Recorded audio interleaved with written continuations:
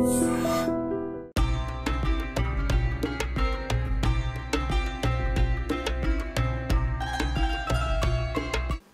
नुसल्ली अला रसूलिल करीम अम्मा बाद फ़ाउज़ु बिल्लाहि मिनश शैतानिर रजीम बिस्मिल्लाहिर रहमानिर रहीम इन्नद्दीन इंदल्लाहिल इस्लाम सदक़ल्लाहुल अज़ीम। అనంత కరుణామయుడు అపార కృపాశీలుడు అయిన అల్లాహ్ పేరుతో ప్రారంభిస్తున్నాను. ఐ డ్రీమ్ ప్రేక్షక మహాశయులందరికీ అస్సలాము అలైకుం వరహమతుల్లాహి వబర్కాతు. దైవ శాంతి కారుణ్యానుగ్రహాలు మీ అందరిపై కురియుగాక. పవిత్ర రంజాన్ మాసాన్ని పురస్కరించుకుని మనం రంజాన్ నెలలో మనం ఎలా ఉండాలి, రంజాన్ మాసం యొక్క విశిష్టత ఏమిటి, ఉపవాసాలు ఎందుకు పాటించాలి, దివ్య ఖురాన్ బోధనలు ఏమిటి, వీటికి సంబంధించిన విషయాలు మనం తెలుసుకుంటూ వస్తున్నాము. ఈరోజు ఇస్లాం అంటే ఏమిటి, ఇస్లామియా బోధనలు ఏ విధంగా ఉన్నాయి అనేది తెలుసుకునే ప్రయత్నం చేద్దాం. ముఖ్యంగా చాలామంది ఇస్లాం అంటే దాన్ని ఒక మతంగాను, అలాగే ఒక కొన్ని సాంప్రదాయాలు, కొన్ని విశ్వాసాలు, కొన్ని ఆచార వ్యవహారాలను తెలియజేసేటువంటి ధర్మంగాను చాలామంది భావిస్తూ ఉంటారు. వాస్తవానికి ఇస్లాం అనేది ఒక అరబీ పదం. సిల్మ్ మరియు సలాం అనేటువంటి రెండు పదాల కలయిక ఇస్లాం. సిల్మ్ అంటే సమర్పణ, సలాం అంటే శాంతి. సిల్మ్ సమర్పణ, శాంతి అనేటువంటి అర్థం ఈ యొక్క ఇస్లాం అనే పదానికి వస్తుంది. అయితే ఇస్లాంను మనం అధ్యయనం చేసినప్పుడు మనకు తెలిసే విషయం ఏమిటంటే ఇస్లాం ఓ సమగ్ర జీవన వ్యవస్థ, సమగ్ర జీవన విధానం యొక్క పేరే ఇస్లాం. ఇది 1450 సంవత్సరాలకు పూర్వం ముహమ్మద్ ప్రవక్త సల్లల్లాహు అలైహి వసల్లం వారి ద్వారా ఉనికిలోకి వచ్చింది అని చాలామంది చెప్తూ ఉంటారు. వాస్తవానికి దీని అవగాహన లేని కారణంగా వాళ్ళు ఆ అపోహకు గురయ్యారు అనేది మనం స్పష్టంగా చెప్పవచ్చు. సృష్టికర్త అయినటువంటి దైవం మానవుణ్ణి సృష్టించిన తర్వాత, మానవుణ్ణి భూమి మీదకి పంపించిన తర్వాత అతనికి ఇచ్చినటువంటి జీవన విధానం పేరే అరబిక్లో ఇస్లాం. దాన్ని మనం తెలుగులో సనాతన ధర్మం అనండి, లేదా బైబిల్ భాషలో దాన్ని పురాతన మార్గం అనండి. ఎందుకంటే ఈ విశ్వం అంతటికీ కర్త ఒకడే అయినప్పుడు విశ్వం అంతటికీ మార్గదర్శకం జీవన విధానంగా దేవుడు ఇచ్చేది కూడా ఒకటే ధర్మం అయి ఉంటుంది, ఒకటే జీవన విధానం అయి ఉంటుంది. దాన్ని అనేక భాషల్లో అనేక పేర్లతో పిలుచుకోవచ్చు. పురాతన మార్గం అని, సనాతన ధర్మం అని, అరబిక్లో ఇస్లాం అని ఇలా పిలుచుకోవచ్చు. ఎలాగైతే దేవుణ్ణి తెలుగులో దేవుడని, అరబిక్లో అల్లాహ్ అని, అలాగే సంస్కృతంలో ఈశ్వర్ అని, అక్షర పరబ్రహ్మ అని, అదేవిధంగా హిబ్రూ భాషలో యెహోవా అని, ఇంగ్లీష్లో గాడ్ అని ఎలాగైతే పిలుచుకుంటామో అలాగే జీవన విధానాన్ని కూడా అనేక భాషల్లో అనేక రకాలుగా పిలుచుకోవచ్చు. కానీ ఉన్నది మాత్రం ఒకటే దేవుడు, ఒకటే జీవన విధానం. ఇది మనం తెలుసుకోవాలి. ఎందుకు ఈ మాట నేను చెప్తున్నానంటే, ఒక తండ్రికి అనేక మంది సంతానం ఉంటారు.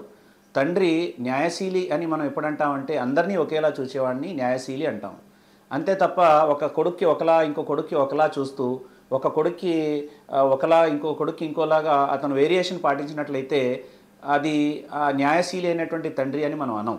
మరి అలాంటిది సృష్టి యావత్తుకి కర్త ఒకడే అయినప్పుడు, ఆ కర్తే మానవులందరినీ కూడా సృష్టించినప్పుడు మానవాళి అందరినీ తన్నుకు చావండి, కొట్టుకు చావండి అని చెప్పి అనేక జీవన విధానాల్ని లేక అనేక మార్గాల్ని ఆయన ఇస్తాడా అని ఒకసారి ఆలోచిస్తే ఇది సరైనటువంటి ఆలోచన కాదు అని మనకు స్పష్టంగా అర్థమవుతుంది. కనుక సృష్టికర్త ఒక్కడే. సృష్టికర్త అయినటువంటి దైవం మానవాళికి ఆచరించడానికి, అనుసరించడానికి ఇచ్చిన జీవన విధానం కూడా ఒకటే. ఇక ఇస్లాం అనేది ఒక సనాతన సంపూర్ణ జీవన విధానం అయినప్పుడు ఈ ఇస్లాం గురించి మీరు పరిచయం చేయండి రఫీక్ భాయ్ అని మీరు నన్ను అడిగితే చాలా క్లుప్తంగా చెప్పాలంటే ఇస్లాంను 4 భాగాలుగా మనం దీని యొక్క పరిచయం చేయొచ్చు. ఇస్లాంలో మొదటిది ఏమిటంటే విశ్వాసాలు, దాన్ని ఉర్దూలో అఖాయద్ అంటాం. రెండవది ఆరాధనలు, దాన్ని ఇబాదాత్ అంటాం. మూడవది వ్యవహారాలు, నాలుగవది విలువలు. ఇందులో చాలా స్పష్టంగా ఈ 4 విషయాలు కలిపితేనే ఇస్లాం అని మనం చాలా స్పష్టంగా ప్రస్తావించవచ్చు. ఉదాహరణకి ఇబాదాత్ లేక అఖాయిద్ అనే విషయాలు ఏవైతే ఉన్నాయో వాటి గురించి మనం ఇంతకుముందు ఎపిసోడ్లో మాట్లాడుకున్నాము. ఇస్లామియా బోధనల్లో మొట్టమొదటి బోధ ఏమిటంటే సృష్టికర్త అయినటువంటి దైవాన్ని తెలుసుకోవాలి. మిమ్మల్ని పుట్టించినవాడు, మీకోసం సమస్త వనరుల్ని కల్పించినవాడు, మీకు జీవితాన్ని, సామర్థ్యాల్ని, జ్ఞానాన్ని, శక్తి సామర్థ్యాన్ని అన్నింటినీ ప్రసాదించినవాడు, అన్నీ అయినటువంటి ఆ సృష్టికర్తను తెలుసుకొని ఆయనకే విధేయించడం, ఆయనకే భయపడడం, ఆయన పట్లే విశ్వాసం కలిగి ఉండడం, ఆయన ముందే మోకరిల్లడం, ఆయన ముందే సాష్టాంగపడడం, ఇవన్నీ కూడా ఒక మనిషిగా మీ గురుతరమైనటువంటి బాధ్యత అని ఇస్లాం చెప్తుంది. అంటే ఒక మనిషి ప్రపంచంలో ఎంతటి పెద్ద హోదాపరుడైనప్పటికీ కూడా, ఎంత విజ్ఞానిగా, ఎంత ఉన్నతమైనటువంటి స్థానంలో ఉన్నటువంటి వ్యక్తిగా పరిగణించబడినప్పటికీ కూడా అతను తనను సృష్టించినటువంటి కర్తను గనుక గుర్తించకపోతే ఆధ్యాత్మిక కోణంలో అతను తెలివైనవాడు కాదు అనే విషయాన్ని ఇస్లాం చాలా స్పష్టంగా చెప్తోంది. కనుక మొదటిది అఖాయద్ అంటే విశ్వాసాల్లో మొట్టమొదట దేవుని ఏకత్వాన్ని చాలా స్పష్టంగా ఇస్లాం బోధిస్తుంది.